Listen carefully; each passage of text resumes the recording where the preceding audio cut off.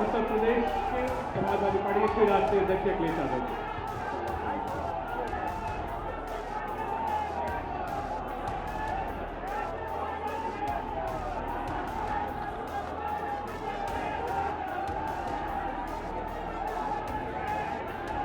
मैं इस मौके पर जब हम सब आप लोग समाजवादी पार्टी के कार्यालय में उपस्थित हैं और हम लोग समाजवादी चिंतक, समाजवादी नेता और जो नेताजी के साथ और हमारे वरिष्ठ नेताओं के साथ जो मंच पर हैं, आदरणीय उदय प्रताप जी, सनातन पांडे जी, आदरणीय माधव प्रसाद पांडे जी, हमारे जयशंकर पांडे जी, नाम तो मैं सबके बाद में लूंगा, लेकिन हमारे समाजवादी लोग जानते होंगे कि जनेश्वर मिश्र जी समाजवादी चिंतक के साथ साथ समाजवादी नेता और एक ऐसे नेता जिन्होंने समाजवादी आंदोलन को जीवन भर अपनाया। न केवल समाजवादी आंदोलन को उन्होंने आगे बढ़ाया, बल्कि अपने जीवन में भी समाजवादी सिद्धांत को अपनाने का काम किया। एक ऐसे नेता जो सादगी के साथ अपने विचारों से और बिना भेदभाव से सबको जोड़ने का काम किया। उन्होंने जीवन भर समाजवादी पार्टी और समाजवादी आंदोलन को बढ़ाने का काम किया। एक ऐसे नेता को हम सब लोग याद करने के लिए यहां पर मौजूद हुए हैं। मैं सबसे पहले समाजवादी पार्टी के सांसद सनातन पांडे जी और उनके जितने सहयोगी साथी जो लगातार पूरे उत्तर प्रदेश में जगह जगह जाकर के, और मैं उन नेताओं का भी धन्यवाद देना चाहता हूं कि उत्तर प्रदेश के कई जिलों में जब सनातन पांडे जी पहुंचे, न केवल उनका स्वागत किया बल्कि बड़ी संख्या में समर्थन देकर के, और आज जो ऐतिहासिक कार्यक्रम मैं देख रहा हूं वो उसी का परिणाम है कि जनेश्वर मिश्र जी के कार्यक्रम में जहां उन्हें परमिशन देनी थी, आदरणीय जनेश्वर मिश्र जी के कार्यक्रम के लिए जहां परमिशन देनी थी उन्होंने हमें आपको परमिशन नहीं दी, इसलिए हमें इस कार्यालय में कार्यक्रम के आयोजन करना पड़ रहा है। लेकिन मैं आपके उत्साह और जोश को देखकर कह सकता हूं, उन्होंने परमिशन दी नहीं दी, उनकी परमिशन हमें नहीं मिली। लेकिन आज जनेश्वर मिश्र जी को याद करते हुए हम ये संकल्प लेते हैं कि उनका मिशन कभी भी रुकेगा नहीं, उसको कोई परमिशन की जरूरत नहीं पड़ेगी। उनका मिशन इसी तरह लगातार चलता रहेगा। यहां पर उनके परिवार के लोग भी मौजूद हैं। जिन लोगों ने बहुत करीब से देखा होगा वो आदरणीय जनेश्वर मिश्र जी को बहुत अच्छी तरह याद करते होंगे। हमारे लिए और समाजवादी लोगों के लिए उन्होंने बहुत महत्वपूर्ण योगदान देने का काम किया।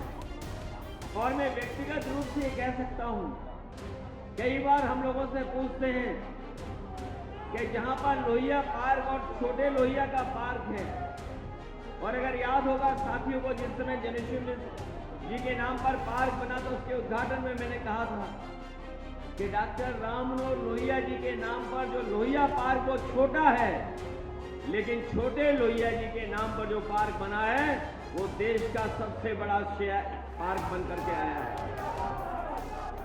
और ऐसा पार्क उनकी याद में जो बना है, सदियों सदियों लोग याद करते रहेंगे कि समाजवादी लोगों का और आदरणीय जनेश्वर मिश्र जी का कितना बड़ा योगदान समाज को सुधारने और आगे बढ़ाने के लिए रहा है। लोग पीडीए की बात करते हैं और पीडीए की नई नई परिभाषा बनाते हैं। जब से पीडीए से वो लोग हारे हैं, तब से पीडीए की नई नई परिभाषा बना रहे हैं वो लोग। लेकिन वो लोग भूल गए हैं, पीडीए में पीडी पंडित का ही शुद्ध फॉर्म है।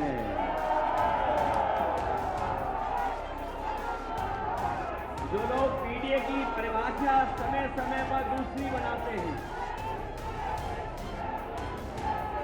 वो जान लें कि पीडीए में पीडी जो है वो पंडित का शॉर्ट फॉर्म है, और जितनी पीड़ा दोगे, पीड़ा बढ़ाओगे, उतना ही पीडीए और मजबूत दिखाई देगा।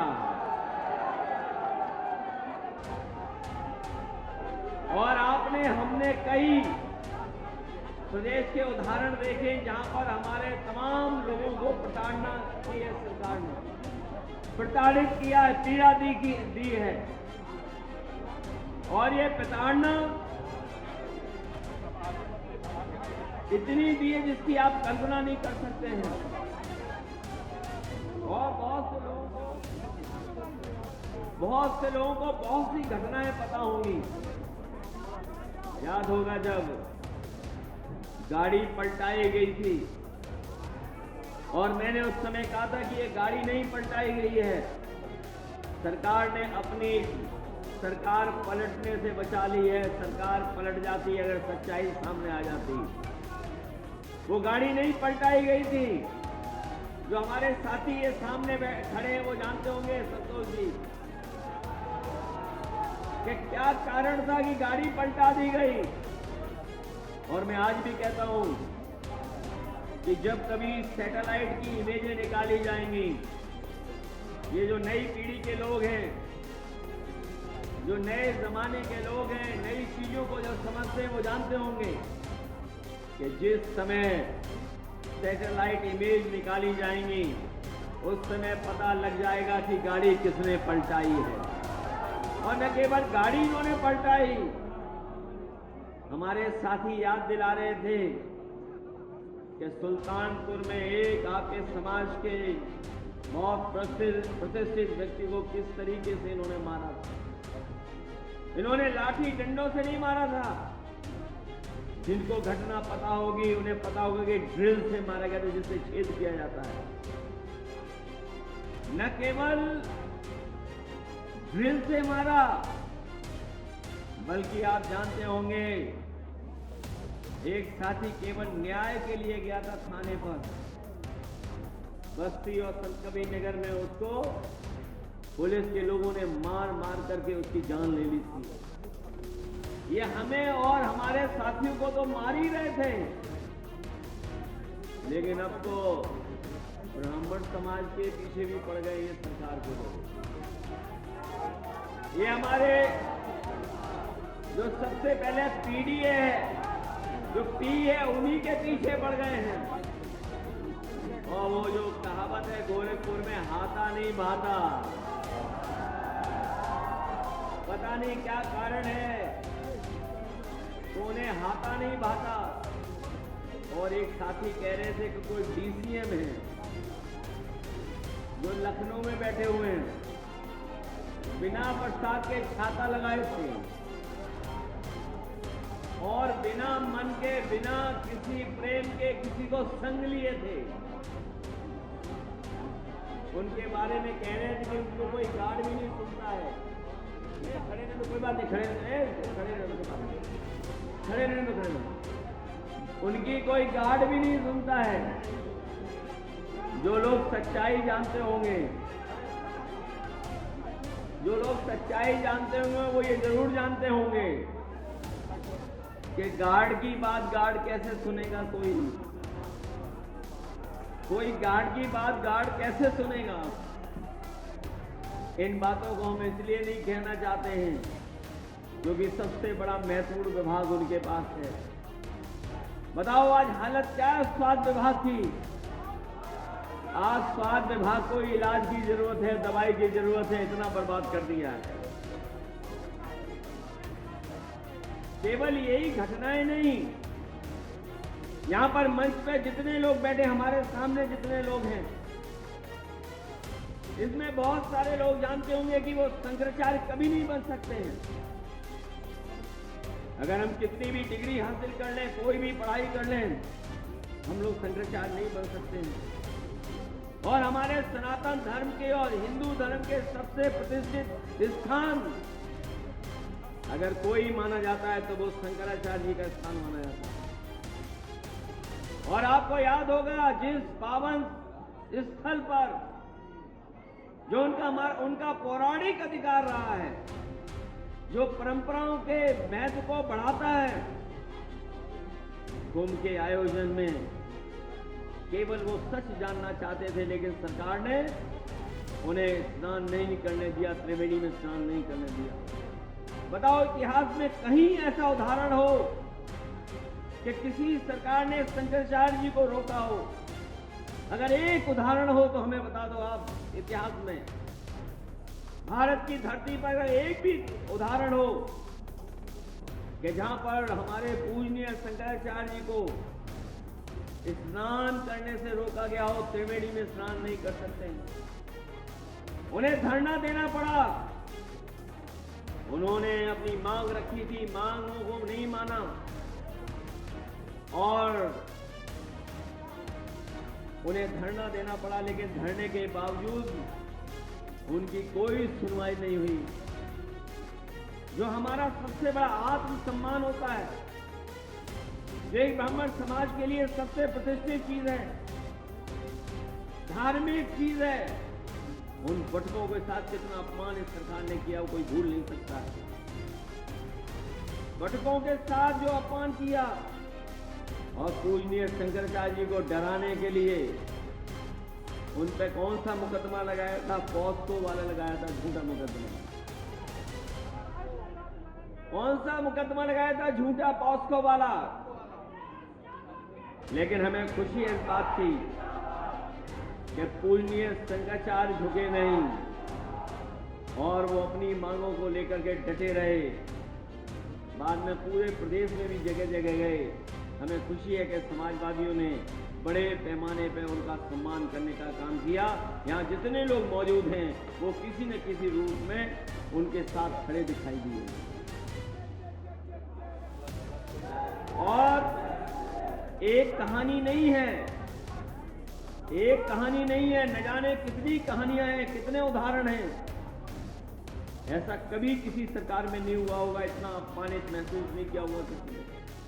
न केवल हमारे ब्राह्मण समाज के लोग बल्कि हर वर्ग के लोग दुखी हैं। इन्होंने हर चीज पर संकट पैदा कर दिया है, लेकिन थोड़े बहुत होश अगर किसी ने उड़ाए इनके, तो जो नई पीढ़ी है, जेनजी जो नाम निकल करके आया है, ये घबरा गए।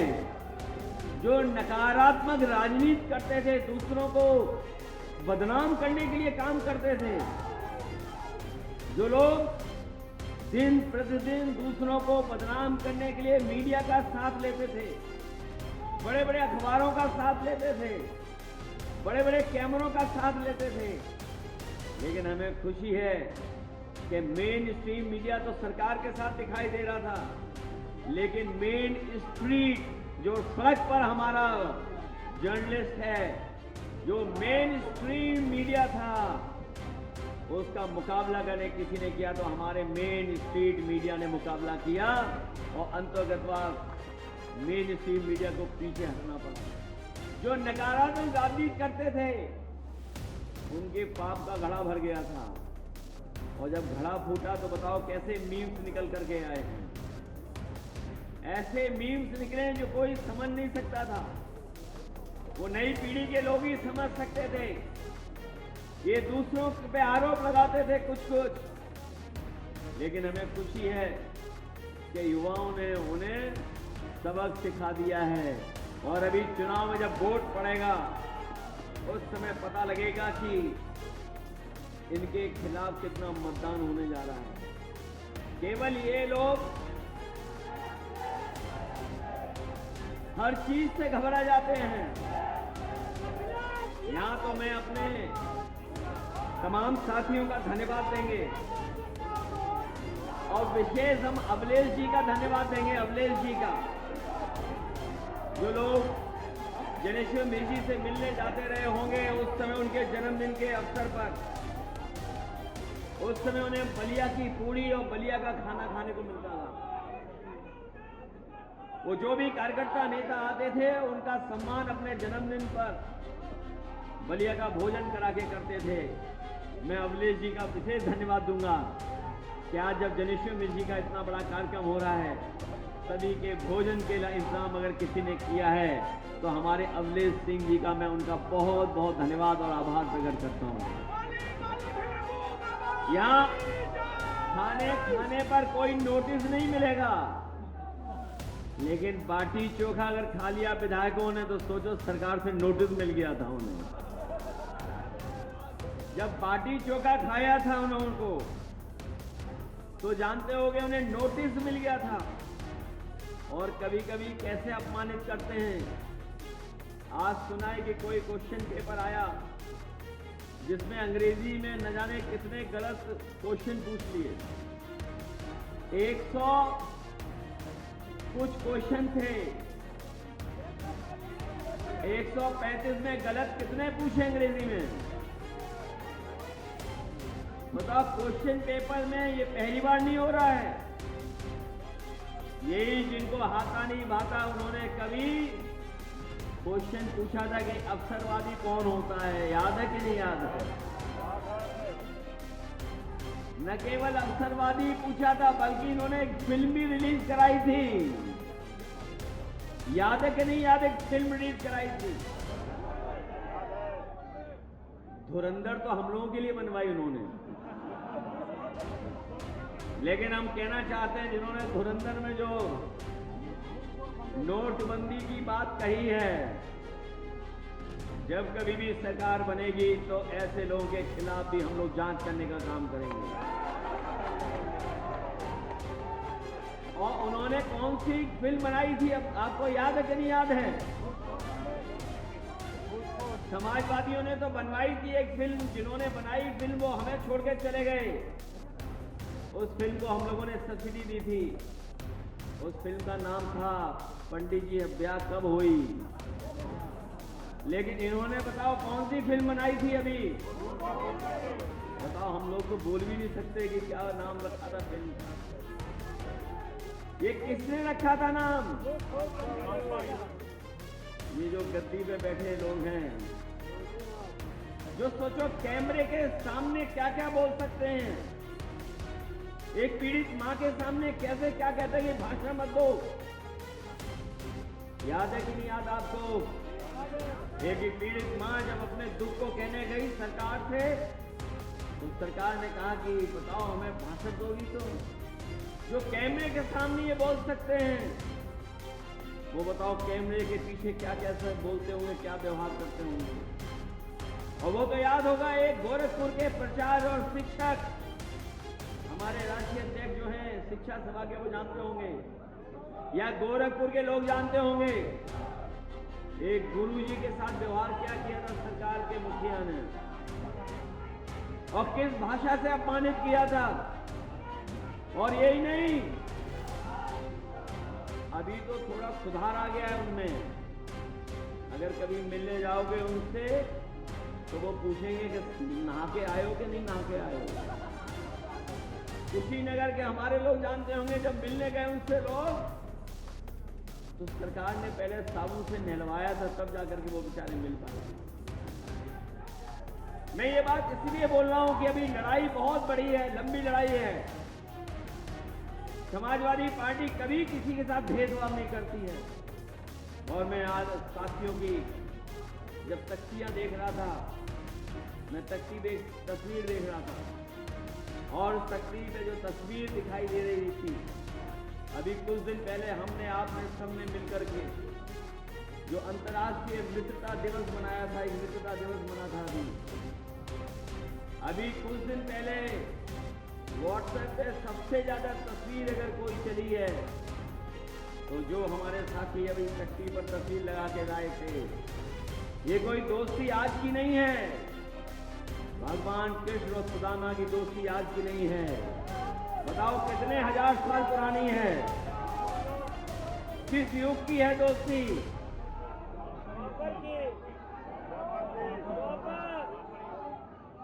कब की है, कितने हजार साल पुरानी दोस्ती है?